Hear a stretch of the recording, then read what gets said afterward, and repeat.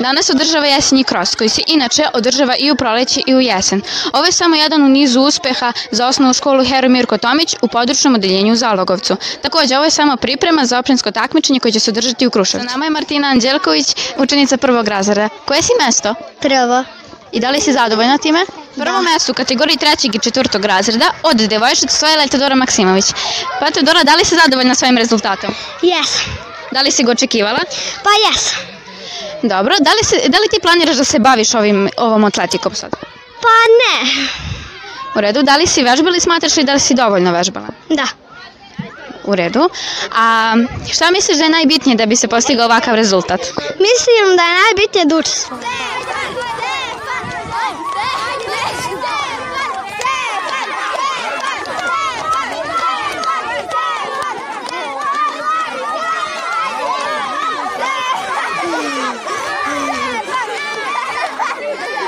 Sa nama je Sofija Ćirić, učenica 8. razreda, osvojila je drugo mesto.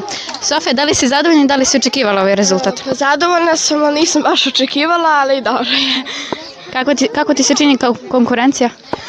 Pa mislila sam da će bude jače, iskreno, ali dobro. I da li planiraš da se baviš atletikom u budućnosti? Učenica 6. razreda i ona je osvojila drugo mesto. Da li si zadovoljna i da li si očekivala ovaj rezultat? Zadovoljna sam i nisam očekivala. A da li si vežbala i ako jesi, smatraš li da si dovoljna? Nisam vežbala. Dobro, da li planiraš da se baviš atletikom? Ne. Hvala ti. Prvo mesto u kategoriji 5. i 6. razred osvojila je Aleksandra Đurđević. Pa Aleksandra, da li si zadovoljna rezultatom i da li si ga očekivala? Ja sam zadovoljna svojim rezultatom i očekivala sam. Da li si vežbala i da li misliš, ako jesi, da li smatraš da si dovoljno vežbala? Ja sam bila vežbala, ali ne smatram da sam dovoljno dobra od svih drugih. Pa dobro, i šta misliš da je najbitnije da bi se postigao ovakav rezultat? Uporan rad. Hvala ti. Prvo mesto u kategoriji 7. i 8. razred dečaci osvojio je Filip Đurđević. Filipe, da li si zadovoljan svojim rezultatom i da li si ga očekivao? Nisam očekivao, ali sam mnogo zadovoljan. Dobro, da li planiraš da se baviš atletikom?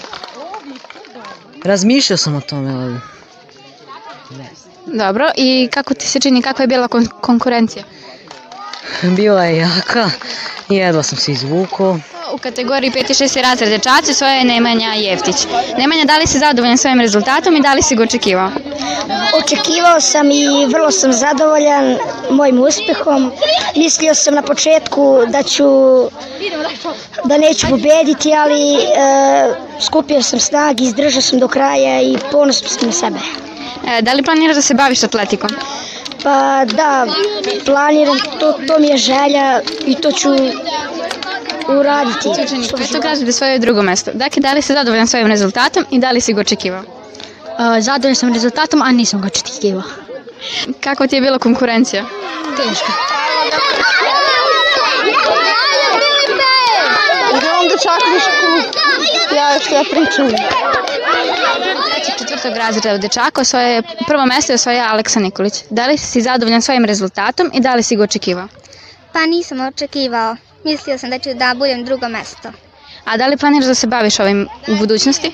Ne. Završen je još jedan jesenji kros u sezoni. Rezultati su više nego očekivani. Sada ćemo čuti utiske nastavnika Zorana Bogdanovića. Sa nama je nastavnik fizičkog i zdravstvenog vaspitanja Zoran Bogdanović. Nastavniče, da li ste očekivali ovakav uspeh? Da, rezultat je zaista dobar s obzirom da je izuzetno toplo bilo, skoro 30 stepeni, deca su stvarno istrčala svoj maksimum i ja sam zaista zadovoljan. A pošto se niko od nas ne bavi atletikom, da li mislite da neko od njih ima potencijala da se bavi tim u budućnosti? I ima dosta dece potencijala koja bi mogla da se bave atletikom, a u prilog ovoj mojoj priči je to što su neka deca već postizala značajne rezultate na atletskim takmičenjima u okviru školskog sporta. A šta mislite da je najbitnije da bi se postigao ovako dobar uspeh? Samo veliki rad i zalaganje i to je najbolji uslov za dobar rezultat. Hvala vam. Za Školski savez Srbije đaci reporteri Teodora Antić i Anđela Smiljković, Hero Mirko Tomić, Zalogovac.